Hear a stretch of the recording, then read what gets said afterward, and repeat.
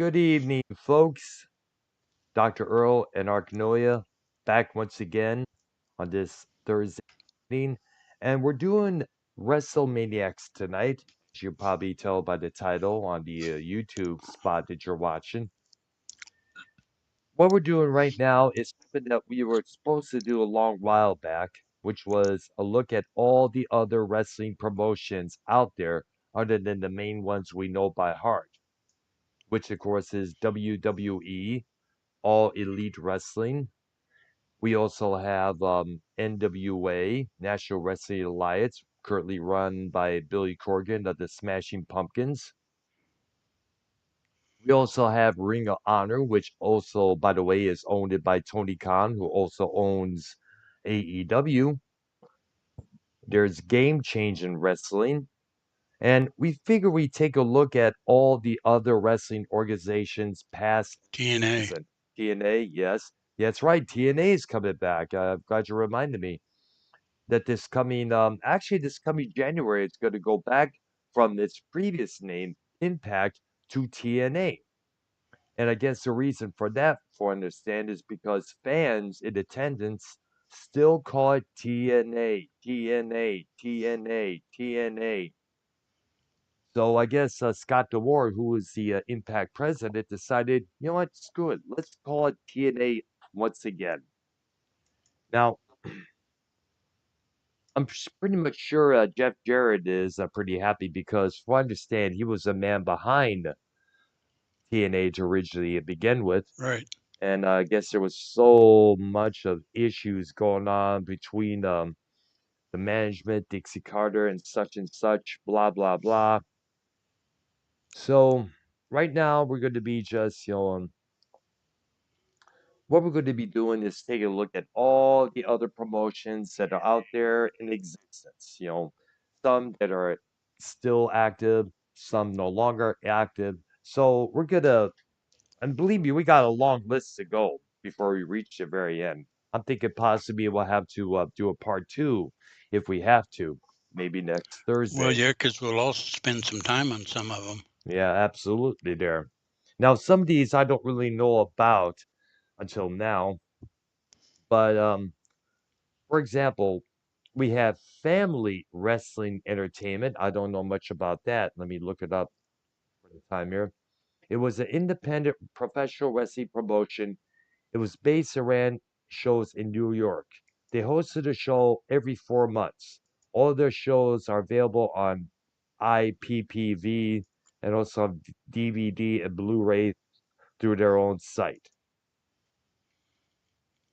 And I guess maybe it's family-oriented wrestling, if I'm correct. Probably. Hmm. Now, there was also Insane Championship Wrestling, in which I guess ran in the UK. I know Drew McIntyre was started from there. Finn Balor started over there. I know they had appearances from Mick Foley and Triple H a couple times. Can imagine to be in attendance for one of those shows, and all of a sudden, the Sabrina Assassin comes out there to make an appearance and talk on the mic for a few minutes. Hmm, that's for Hmm. sure. Okay. We also have this one that I did not know existed until now. Check this out. This ran on the CMT channel. Hulk Hogan's Celebrity Championship Wrestling. It was the American I didn't know reality. about that. Not never did that. I. It's like, geez, I didn't know we even had. Actually, let me read the description. It was an American reality television program which ran for 8 episodes in 2008. The first episode aired in October 18 in Australia. It premiered in July of 2009 on the Fox 8 channel, and it featured celebrities being trained to become professional wrestlers. Now, Um, okay, there. Let's see what we got here. Hulk Hogan, Eric Bischoff, Jimmy Hart.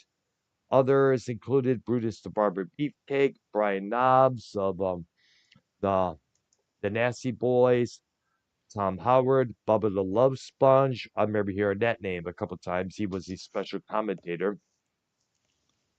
He had Yeah. appearances from Bill Goldberg, Bob Van Dam, as a couple of others, I guess. But they had Todd Bridges, Dustin Diamond, rest in peace, from Saved by the Bell, Danny Bonaducci, Aaron Murphy, Dennis Rodman, who, and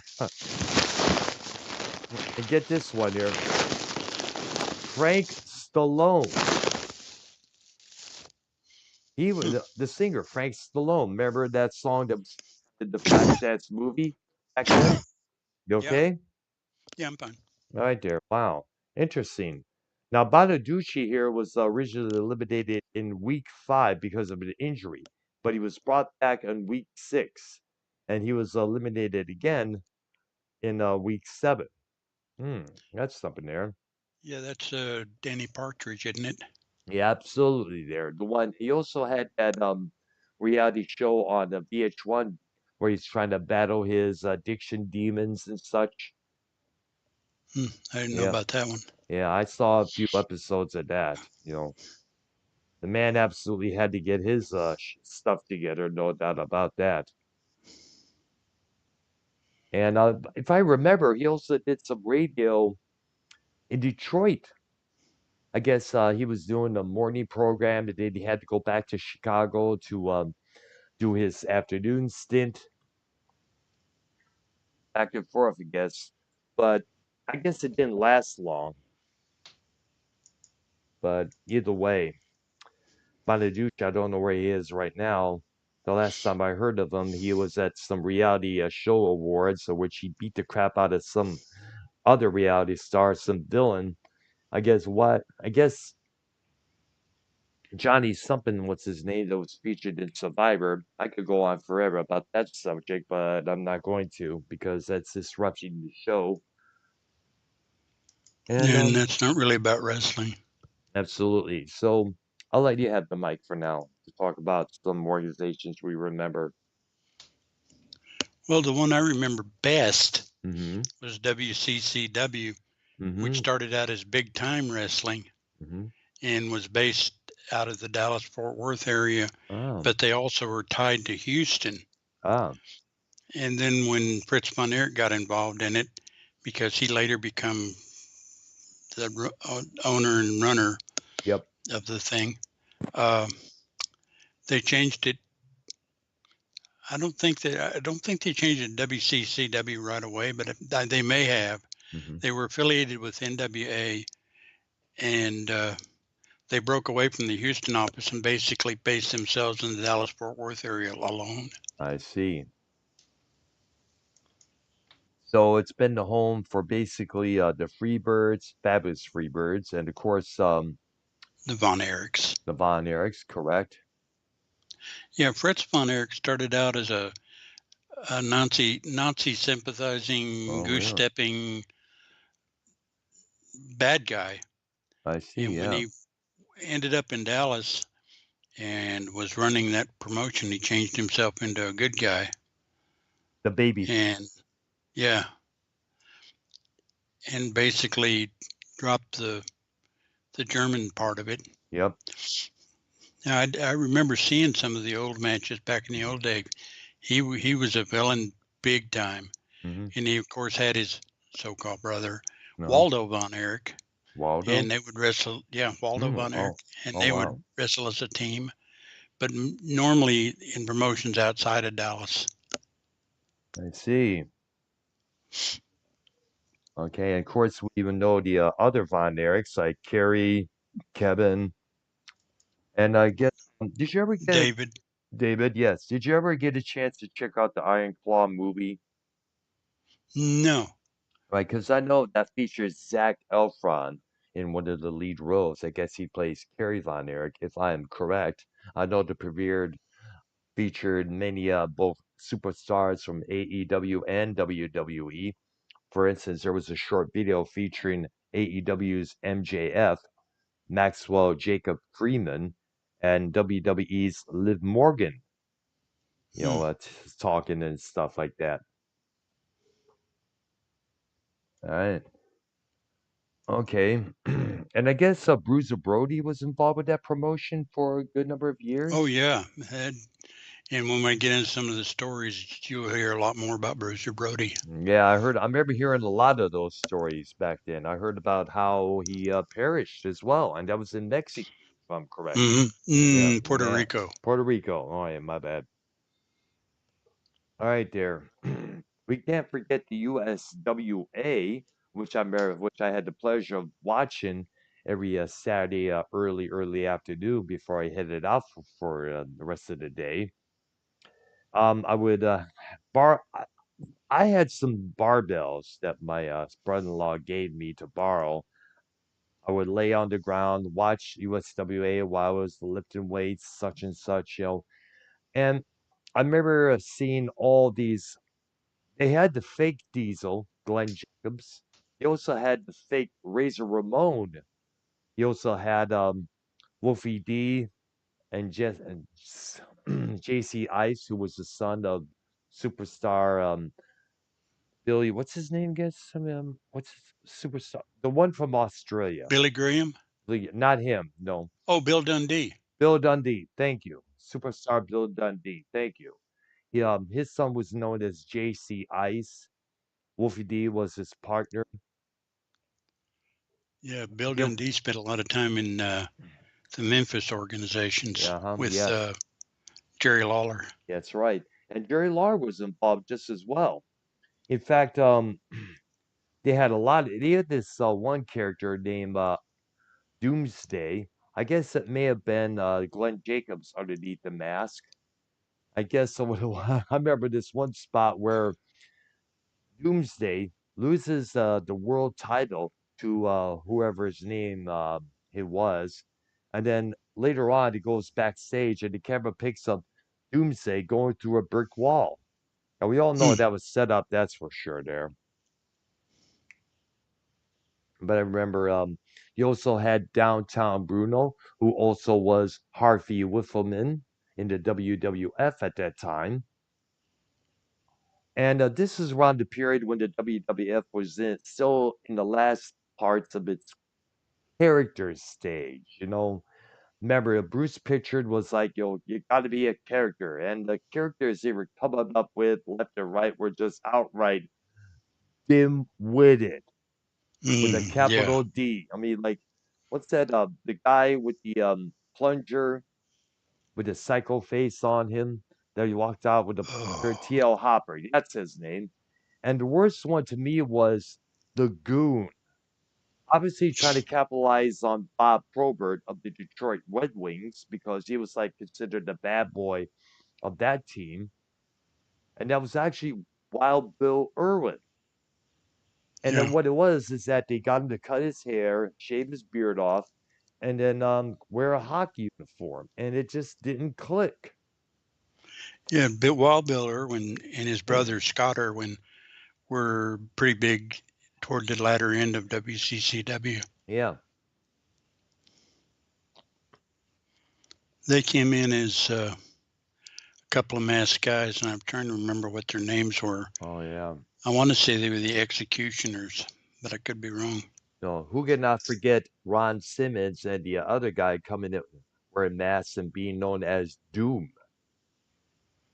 Yeah, That was in WCW, way before the NWO period there. Now we got this one here. Let's go back to our discussion. There was one that lasted for a short while that was started by Jeff Jarrett after his departure from TNA, Global Force Wrestling. I'm not too sure what happened with that promotion. I only heard advertisements for it myself, but I never really got to see any of the product on how it worked and its stuff. I don't understand why that happened there.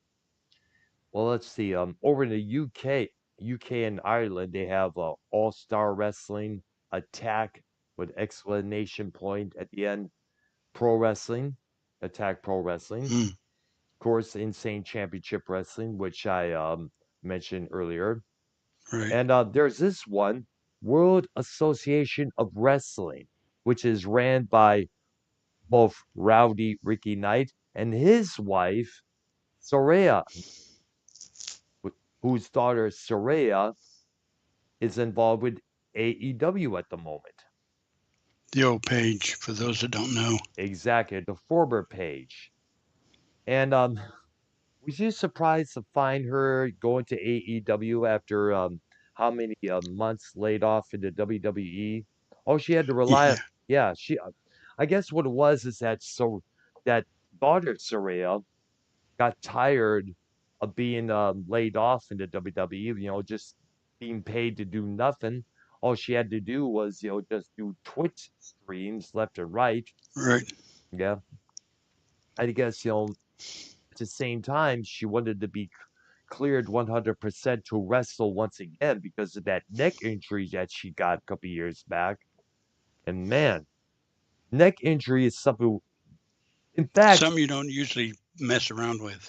exactly. In fact, one of these days, if we ever do another WrestleManiax episode, we got to talk about the worst injuries a pro wrestler has ever gotten.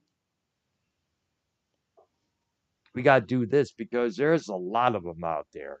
Yeah. Yep. For example, look what happened with the wrestler Sid Vicious. Oh, Oh, the broken leg thing. Yeah. yes, that I saw that. I was like, oh my gosh, dude. Cringe allure. That's all I had to say because I still get uncomfortable watching that. Yeah. I I'm s- I cannot imagine the pain of that happening, man. Man.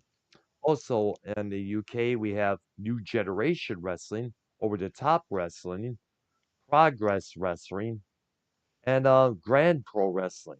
All right. Nikki Cross came from one of those, and I don't know which one. Oh wow. Like I said, it'd be around the beginning of the show. I know the guy known as Finn Balor. I guess his name over there in ICW was Friggy Dabbit, if I'm correct. I honestly don't know. All right.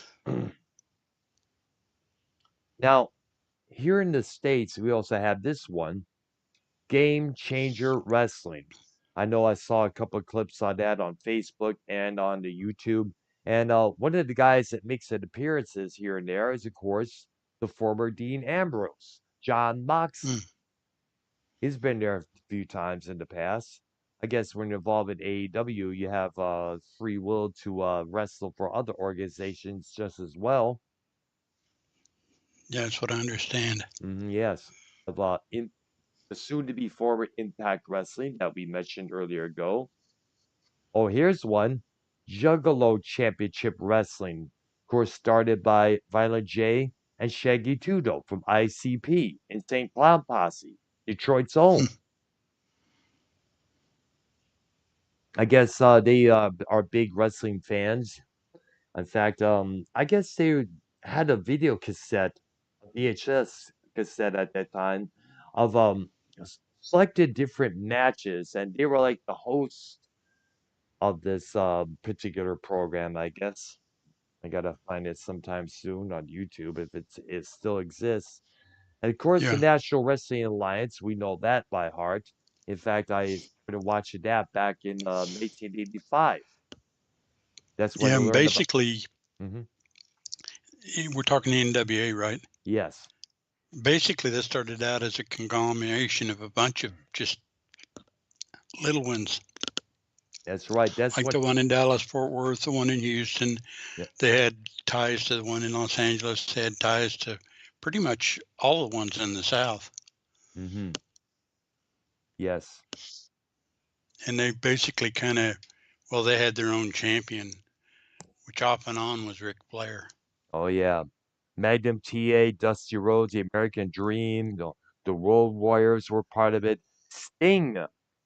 That's when I first heard about him. And when I first heard about his name, I thought, are people going to get confused with the singer Sting? But then again, that's Well, that Sting came about way before the Sting singer did. really. Oh, yeah. He Oh, really? was wrestling in the 90s, Oh wow. Well, 80s. really. Well, so because I remember the singer Sting started out, of course, with the Police, and the first time I heard of them was 1979 when the song Roxanne debuted on radio. I don't know exactly when they started, but Sting and the later to be Ultimate Warrior Jim started out Hellwig, as started out as Jim Hellwig and Steve Steve Borden, Borden, and they were the yes. freedom fighters. Yep, And I'd forgot the federation they were in, but yeah. they came in there young and basically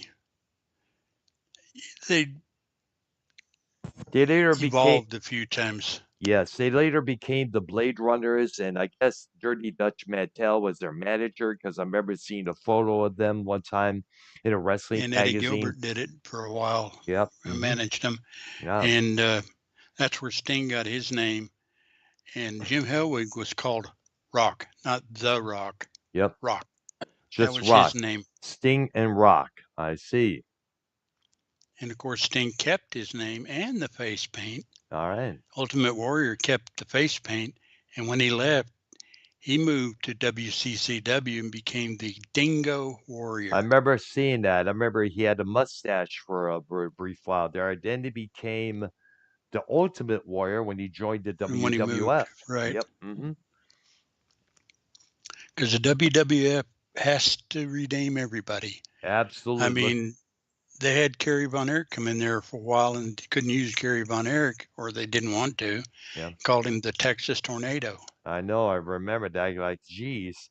In fact, you remember Lush's Johnny Valent? He was Hmm. later he kept that name for a good number of years. Then he later became Lush's Johnny V. I'm like, why is he doing this? I do not know. In fact, Well, like I said, WWE like to change names. I know they like to change everything, like they did with Kurt Hennig, Mr. Perfect.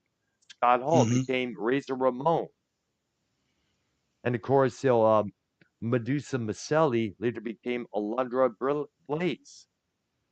Yeah. Well, that's their thing. I know. Yeah, like I said, according to Jim Cornette, Bruce Pritchard, who later became Brother Love, he figured you got to have a character. It was a character-based company. Yeah, it was good for a good couple of years, but during the last couple of years before the Attitude Era started popping, it was getting outright cheesy. Well, the one character I can think of that stuck Hmm. was the Undertaker, Oh yeah, and look Mark how Calloway. Mark Calaway from Texas himself, from Right? Texas. Yes, all right, Austin, I believe. I think so. He wrestled. I don't remember him in WCCW, Hmm. but he definitely wrestled in WCW. Yeah, me, Mark Callis. Well, not only that, he was part of a tag team with, I want to say Danny Spivey, but I could be wrong. Yeah, I remember him. Two really big guys, and they were the Titan Towers or Twin Towers or something like that. Yeah, I remember Danny Spivey. I remember he was known as the American Starship Eagle when the early years at the NWA, when I was watching him around the later 80s. And then he became Dangerous Danny Spivey in the WWF, cut his hair and everything. Yeah, Now, we also have Warrior Wrestling. I'm not too sure about mm, that. Oh, yeah, here's somebody I got to bring up. Women of Wrestling. This was started by David McLean, who is cited as the Vince McMahon of women's wrestling. He also was involved with Glow, Gorgeous Ladies of Wrestling. He was right. also part of the LPWA, Ladies Professional Wrestling Association. I remember seeing their show on late Saturday night. One of those shows, and I don't remember which one, I had heard had nudity in it, Oh, really? but I don't know which one or what artist or anything. But I had heard that. Oh, I really? never saw it myself. Oh, wow. I got to look it up. Nudity in women's pro wrestling episode. Now, of course, I remember for a while David McLean, I guess he got into women's wrestling because he feels that it's been underrated for the past Yeah. few years.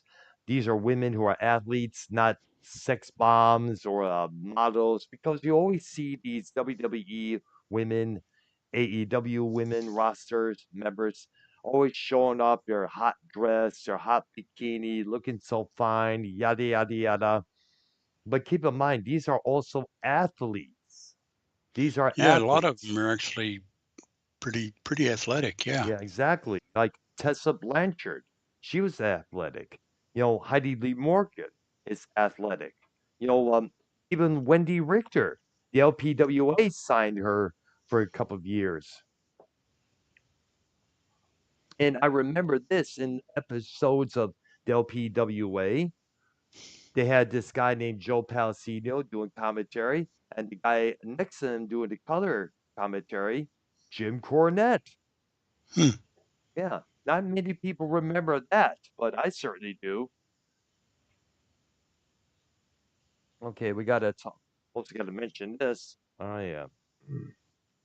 All right, we got this one in the states here. There's a lot more here. Harley Race's Wrestling Academy. That was, of course, started Wow. by King Harley Race, as he was known at the WWF when he was involved with that company. Here's I love this name, Funking Conservatory. That's the name of Terry it, Funk. folks.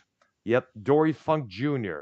Oh, It was a wrestling school owned by Dory Funk Jr. and established in 1991.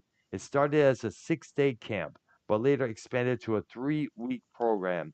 In 2001, it began running as a professional wrestling promotion called Bang. Members of the school and the promotion had a chance to appear on this TV show Bang TV. Now, oh, all right there, interesting. Now, let's see what we got here. Deadlock Pro Wrestling, Combat Zone Pro Wrestling. I've heard about that one. I guess it's a lot more. It started in '98, and it had Nick Cage, Lobo, Justice Payne. They had a trainer, John Dahmer, and basically, some of their wrestling was basically hardcore or the altered. well, that brings up ECW. Yep, you took the words out of my mouth. Yeah, Paul Heyman started running that promotion, and it used to be on the Spike channel. And it's sad that what happened to it. For I understand that there was no real distribution, according to Heyman in their interview. That's what destroyed that company, unfortunately. But some of those guys that were in there would later go on to have careers in the WWE, like Rob Van Dam. I guess Public Enemy was involved in it for a while. I guess it. Sandman was in that one first. Yep, he was the Tommy Dreamer. Tommy Dreamer. The Dudley Boys. Oh man, Hmm. Bubba Ray and Devon. I mean, I remember one time people, and I guess Devon retired. I guess from pro wrestling, if I understand.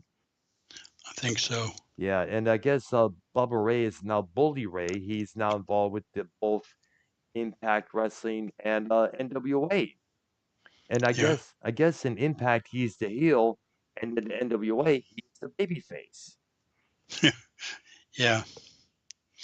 Yeah. That reminds me. I saw him on YouTube once, Mm-hmm. but Kerry Von Erich was the eternal baby face in the Dallas Fort Worth area. Ah, But he traveled to a couple of other federations and was a heel. ah. Really weird to see. Same thing with Jerry King Lawler. He was a babyface in USWA, but a heel announcer in the WWF. Yeah. Yeah. Now, going back to Combat Zone, it's kind of like the continuation of ECW. Like I said, it was started in 1998, and of course, it showed a brand of hardcore wrestling involving ladders, tables, steel folding chairs, thumbtacks, barbed wire, weed whackers, light tubes, panes of glass exploding, barbed wire, baseball bats, and fire all were common elements of ultraviolet wrestling. Hmm. That's what it was called, ultraviolet. Now, the company filled a niche for hardcore wrestling fans that had been left open by the folding of ECW, as you just mentioned. It established themselves, CZW that is, they established themselves as a leading hardcore wrestling promotion at the 2300 Arena with their Cage of Death 3 show in 2001, the same year ECW folded.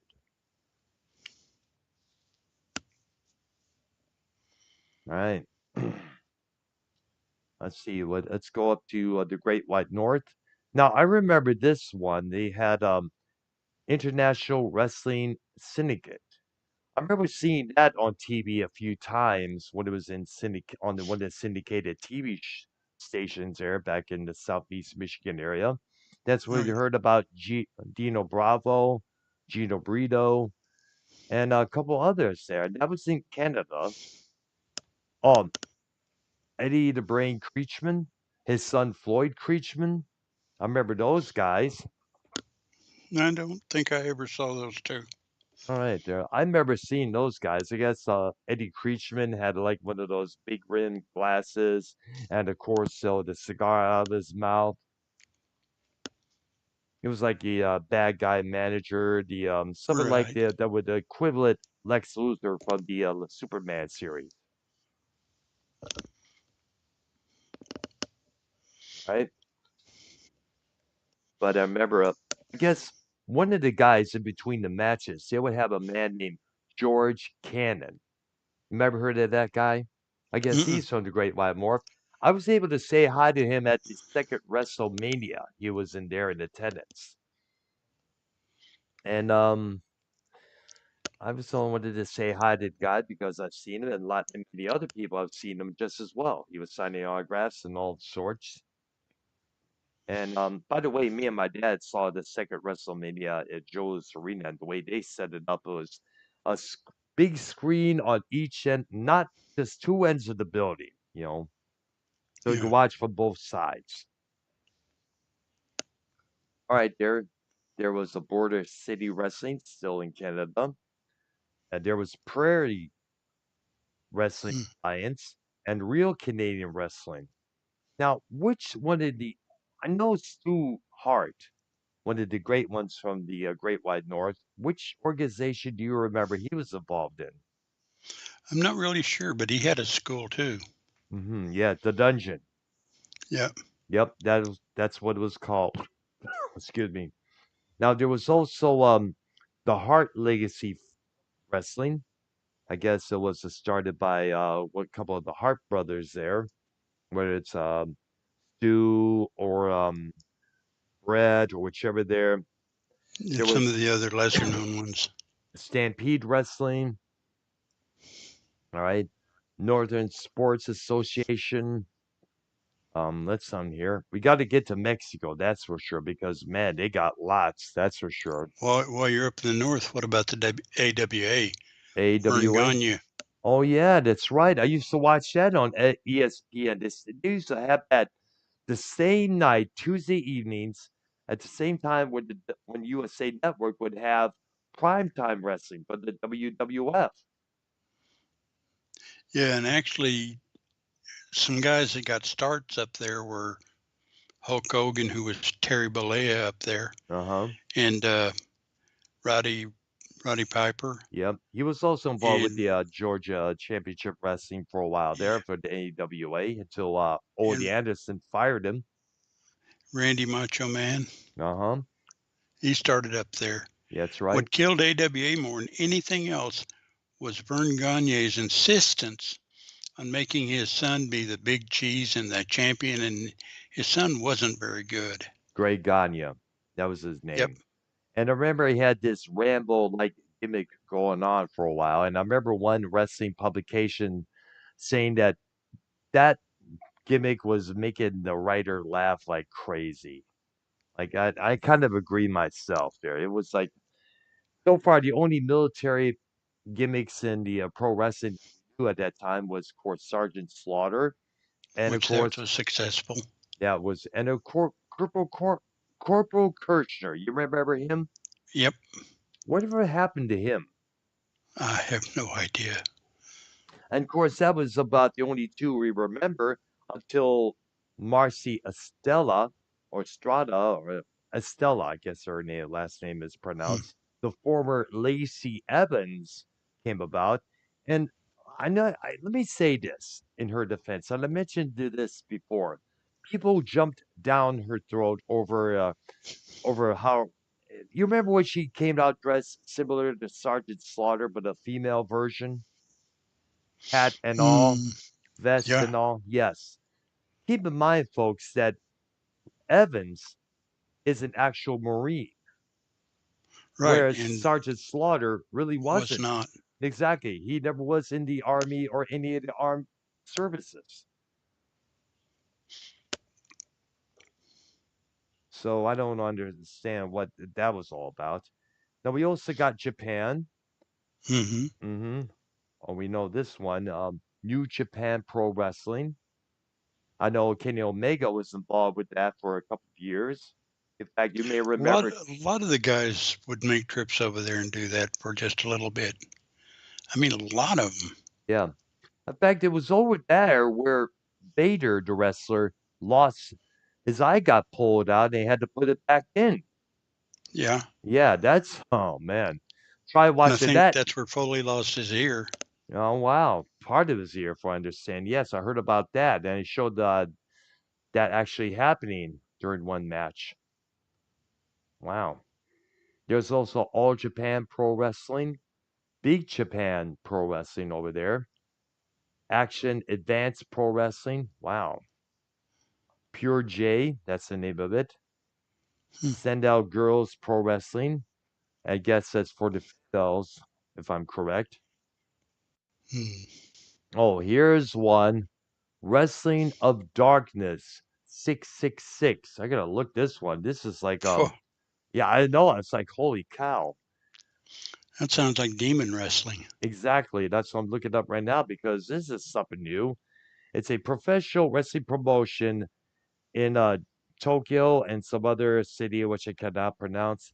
It was founded in 2003, and the roster includes, let's see here, Dynasty K666.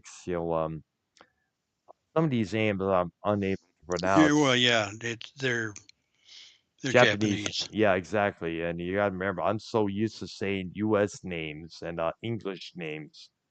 Unfortunately, there. All Japan's women's wrestling, no, that's no longer in existence, unfortunately. Diamond Ring Wrestling, Global Professional Wrestling Alliance, Hustle, that's the name of it. Hustle, just that. Hmm.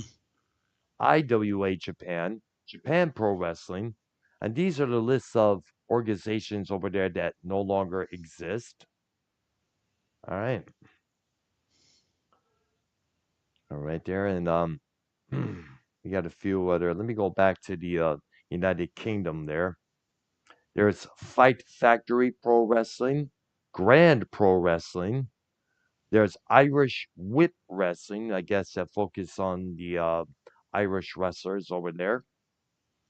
New Generation Wrestling, Over the Top Pro Wrestling, Pro Championship Wrestling, Pro Wrestling Eve, Revolution Pro Wrestling, and let's see here. There was this one called Pro Wrestling Pride. Hmm. Never heard of that one there. All right, and did I mention Empire Wrestling Federation here in the I don't States? think you did. All right, there, that's still functioning.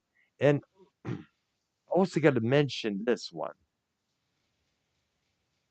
the American Wrestling Federation. I remember seeing a couple of their programs during daytime TV on one of the independent syndicated TV stations there back in Michigan.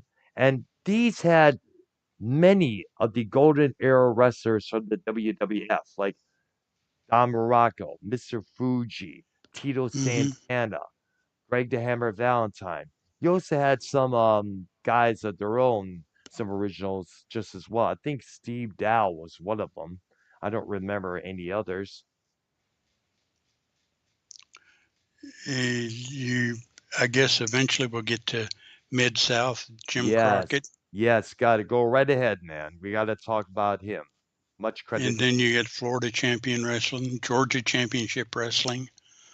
I mean, there were a lot of them out in the South. Yeah, there was some in Portland, Ohio, Portland, Oregon, even in Florida as well.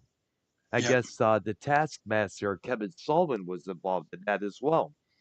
In fact, Yeah, and uh, that was a Gilbert's ran that one, I think, in Florida. yeah, that's right. Hot Stuff Eddie Gilbert and his brother Doug Gilbert. And Hot Stuff Eddie Gilbert, he was like one of the big wigs in that area there, if I'm correct. Yeah, I remember when he was in, I think it was Mid South. Yes. I And remember him there. sadly, he's no longer with us. I No. didn't. Yeah, he apparently what it was that according to Lawler and Heyman, he had this massive, drug habit that was going on. In fact, I guess what he was taking was these things called somas, which were muscle relaxers. Mm, Yeah. And, but you also got to remember your heart is also a muscle itself. And again, exactly. exactly. I mean, like, and I guess all those somas cause his heart to just, Quit. give out. Yeah, exactly. So, sadly, we lost one from too much drugs. Yeah. Now, I personally watched a lot of WCCW, like I said, but I also watched a lot of Mid South. Hmm. Bill Watts. Yep. Bill Watts, Jim Crockett. Yeah, Cornette was involved heavily in those. Well, he was also in WCCW for a while. Yeah, that's right. He was, and also we got to mention this one, OVW, Ohio Valley Wrestling, which Cornette was Right, also part of as well. In fact, in one of those kayfabe commentary interviews, he was going off at some of the staff of that organization, saying that "f you, you screwed the roster, you screwed these guys over, you screwed everybody there." Is it me or is that Jim Cornette that disgruntled over I don't know what his deal is, but he's always angry at everything and everybody. Yeah, I don't ever really hear him say much positive. I guess what it to me is that well, I understand Cornette is a traditionalist. He goes by the old school of things. Yeah, And he was not happy that the WWF decided to go into the Attitude Era. He right, was not happy when the curtain call occurred at Madison Square Garden. right, He wasn't happy about ECW existing. And I guess he wants, from what I understand, according to many people, Vince Russo included, he wanted to. I guess he really wanted to be the head of creative, the head writer for the WWF. But when that right, went to Russo and saw all the stuff that was going on throughout that organization throughout that period, which by the way was probably one of the most successful periods in pro wrestling history, next to the WCW NWO angle. Both were right. drawn in numbers and viewership for both TV shows. But I guess Cornette wanted to bring it back to the way it was. But if you were going to bring it back to the way it was, the WWF would have closed its doors instead of WCW. Yeah, You can't go back. You got to move forward, folks. I mean, there are so many people out there saying that I miss the Attitude Era. We need another Attitude Era. I wish the WWE would do so. To do that nowadays, oh, it would not work yeah. out, especially in Wouldn't work this out time, nowadays. especially in this time of political correctness overload. I mean, like so many canceled, they would be canceled left or right. They'd be called out on social media. Hmm. Come on, give us a break. Move on, folks. Sorry to say, but that's how it is. All right. So what do we got here? Dragon Gate USA. Not doing Deep South Wrestling, DWF, Mid Hmm. Atlantic Wrestling. Is that your phone? No. Oh, Well, okay. it is, but it's just noise. Notifications I get, right? Yeah. I've had that. I have that on my phone just as well. That's popped through a couple of programs that we did before. And Florida Championship Wrestling, I we mentioned that briefly. I want to look that up Right. there. It operated from 1961 to 1987, and also it ran again from 2007 to 2012. Hmm. And the members of their history, I guess, was, of course, Kevin Sullivan. Right. All right. The promotion was started by Steve Kern in 20, was started once again. It became the WWE's second develop, Developmental. thank you, territory when they ended their relationship with the Georgia-based Deep South Wrestling in the same year. It became their sole territory in the early 2008 when he ceased affiliation with Ohio Valley Wrestling. Mhm. I guess Jake Hagar became the first champion of that company. Ted DiBiase Jr. was involved. Eric Perez, Heath Miller, and a few others. I guess other than the one I remember, with of course being the Taskmaster. There's Extreme Rising, Dragon Gate. Did I mention Dragon Gate before? Hmm. All right, there. My bad. No problem. Let's see here. And did I already mention Incredibly Strange Wrestling? No. I got to look this one because I heard about this. It's a San Francisco based pro wrestling promotion influenced by mask. It was inspired by the Lucha Libres. It Right. combined the wrestling matches with performances of punk, rockabilly, garage, psychobilly, and thrash metal bands. Hmm. Okay. There was a movie called Body Slam with that kind of idea in mind that came out in 1987. It featured Roddy Piper in one of in the cast. It was created by Johnny Legend.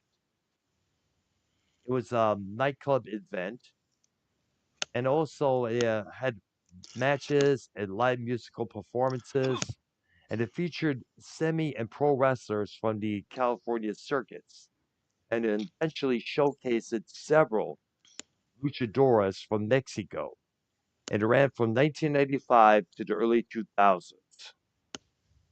Right? Lucha Underground. You remember that was on TV for a while. I guess it was on Access Television. I Yeah. guess I guess in fact what's that guy's name? He was on Joe Cronin's show a couple of times. I guess he made appearances on Farmhouse Network. Um Dang it, I forgot I his name. don't remember the name. I'm gonna look it up right now because I also remember Eddie Guerrero's one of his daughters was involved in it. Let's see here. If that 123 Mafia was involved. Let me look up there. I forgot the roster. Let's see what we got here. Let me go to this. Let's see here. We had Brian Cage, Jack Hager. It had Paul London. It also had Johnny Mundo. I guess he used to be known as John Morrison, the WWE. Jake Strong. It also had a Nightclaw, Black Lotus, Famous B. Famous B. Hmm. That's what I was remembering. He also had Yeah. Joey Wrestling. He also had a Kill Shot, Dark Pentagon Jr. Okay, there. They also had Cobra Moon, Joey Ryan, PJ Black, Desmond X, Chavo Guerrero Jr. He was involved with that. The Beautiful Brenda, Hmm. Daga, DAGA, FBI Agent Winter, Rey Mysterio Jr. He was involved. Nice. Doku, Doku. And let's see here. Prince Puma, Son of Madness, Jack Evans, Dr. Wagner Jr. Oh, they had this one dude call himself Superfly. Hmm. Cheerleader Melissa Mariposa, LEPD, Captain Volazk, VASQUVZ, Valeski, I think it's pronounced, if I'm correct. Molina was involved. Alberto El Patron, formerly known as Alberto Del Rio. I guess he got that, used that name for a while there as well. Justin Borden, Drago, Shao Guerrero, that's one of Eddie Guerrero's daughters. Hernandez, Matt Stryker, Vampiro was involved in there. All right, nice. Many others within that roster. All right, Well, all right. Let's see here. And let's see. All right, okay. Let's go back to the list here. All right. Go ahead there, Ark. Do you have any more you want to add there? Because I'm gonna chill out well, for I a couple of just minutes. ran across a list of people that worked in the WCCW, Yeah. and I seen who I could remember from this list. All right, there. You had Al Perez, Mm-hmm. Abdullah the Butcher. Oh man, is he? Oh, Yeah, oh man, that I know. guy. I heard about. I remember seeing that guy a few times. Man, take a look at his forehead. You could put some Oh, coin in one of those scars and it'd stay there for life. yeah. Andre the Giant wrestled there for a while. I Nice. remember that. Oh Bam yeah. Bam Bigelow, Yeah. Wild Bill Irwin, All right. Who we just mentioned a uh, while ago. Billy Jack Haynes. I remember him. I remember him as well. Black Bart. Oh yeah, I remember seeing him in the NWA for a couple of years. Yep. Yep. In fact, Bobby Duncombe. Bobby Duncan or Bobby Duncan Jr. later on in the WCW. He's no longer with us. Bobby Fulton, who was Mm. part of the Midnight Express. Oh yeah. Oh yeah. Which Bobby Fulton, is this the Paul E. Dangerously version of the Midnight Express he was No, he involved was he was part of the original? well that plus he was in the Jim Cornette one. All right, there. All right. Boris Zukov. I remember hearing that name. That Bobby guy, did he go by under the name Bobby Eaton in the ring? No, I think Bobby Fulton was the name he used. Okay, there, because the main three members of the Midnight Express that I remember was beautiful Bobby Eden, Loverboy Dennis Condrey, and Yeah, Sweet Stan Lane. yeah. Those are the ones I Brian remember. Adidas, All right, there. Roughhouse Bruiser, Roughhouse Bruiser. Brody. Bruiser Brody, yeah. Man, we gotta do Brutus something about. Beefcake did a little bit on that. Oh wow, way before he became the barber, I guess. Yeah. Buck Zumhoff. Mm. That guy's got a story though. Yeah, I remember hearing his name a few times. Well, he spent time in prison because he fornicated with his own daughter. Oh wow, wow. Buddy Roberts, Mm-hmm. The original Playboy Nature Buddy. Boy, original Well, Buddy Roberts was part of the Freebirds. Roberts. Oh my bad. I'm thinking Buddy Rogers. My Yep. bad, folks. Playboy Buddy Rose, I remember that name pretty well. Hacksaw Butch Reed. Oh yeah. Oh yes, Butch Reed. He would later join the WWF. I remember seeing him there.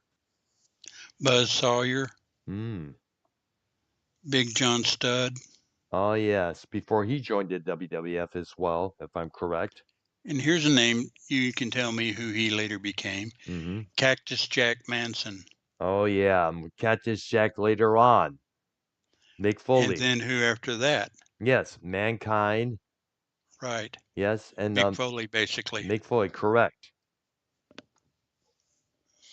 Let's see, Chavo Guerrero, Mm. Chick Donovan, Uh-huh.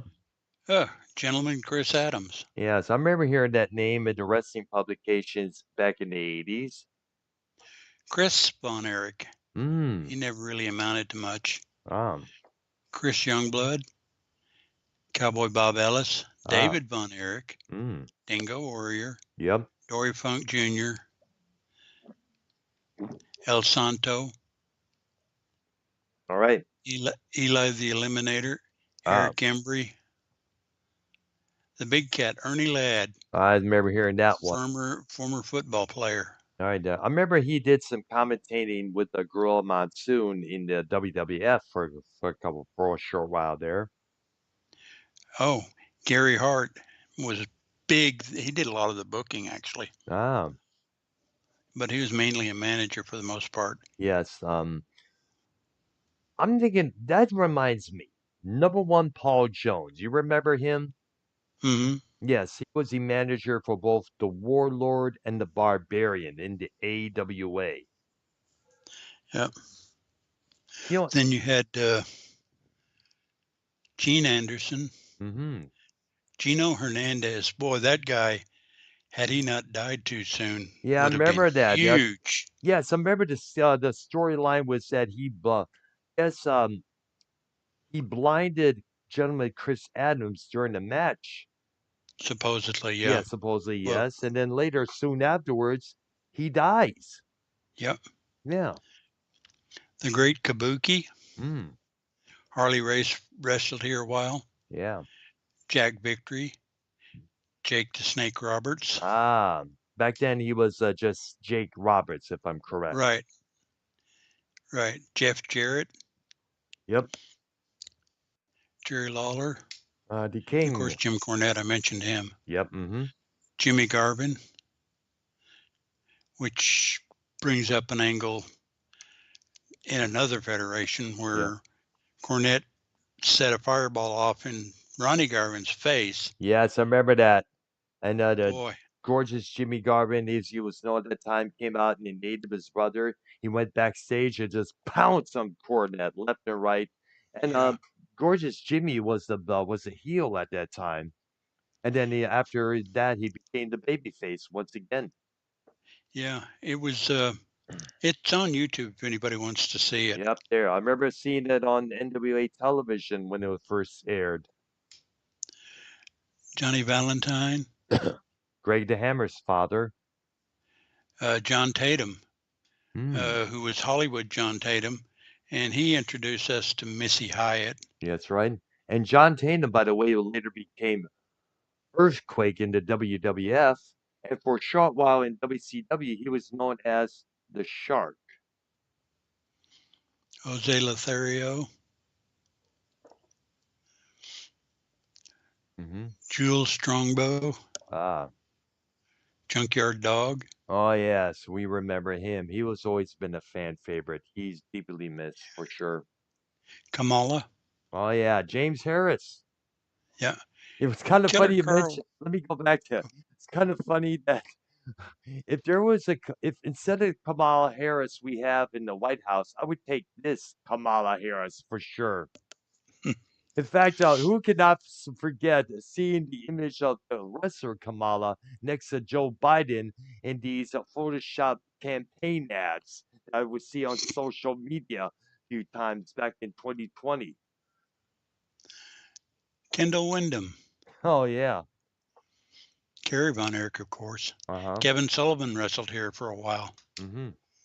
Kevin Von Erich. Oh yeah. Kevin Von Erich wrestled barefoot. Oh, really? Killer Khan, Um, Killer Tim Brooks, mm-hmm. King Kong Bundy, Oh yeah, he was another big star in the WWF. Iceman King Parsons, Remember him as well. He was involved in AWA just as NWA, I meant to say, my bad. Coco Beware. The Birdman. Yeah, I think that's the same guy that later became Johnny B. Bad in No, that was W. Mark. No, that was Mark Mark Merrill. Mero. Yes, Yeah, but he looked different. okay. Yes. Just trying to tie things together that didn't tie together. I guess when when Merrill joined the WWF after WCW, I guess he had a hard time trying to adjust to being Marvelous Mark Merrill because he was so used to being Johnny B. Bad for a good couple of years.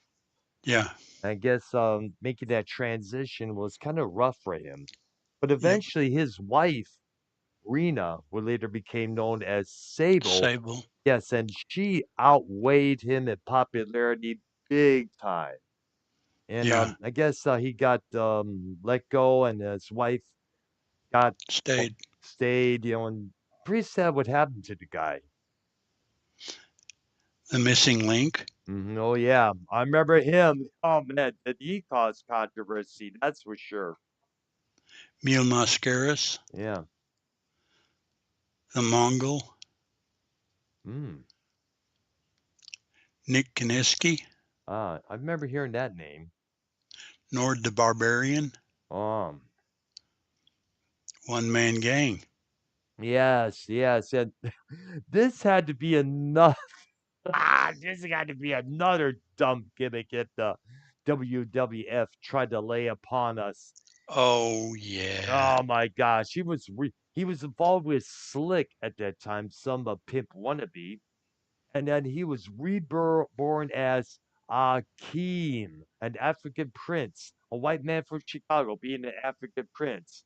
Come on, guys, give us a break. That was bizarre. Exactly, it And was then dumb. And here's something else: Tony Atlas, Mr. USA. He was brought back into the WWF as Saba Simba, and his gimmick was he discovered his African roots, blah blah blah, and it was going to have a few matches to see who is the true African prince. That never happened, thank goodness, because I don't think I could stomach that. I mean, come on, let the wrestlers be themselves. then of course in WCW he was known, or WCCW, Hmm. he was known as Percy Pringle. Oh We know yeah, who he became. yep, Paul Bearer, yep, absolutely. Precious, who was Jimmy Garvin's valet. Remember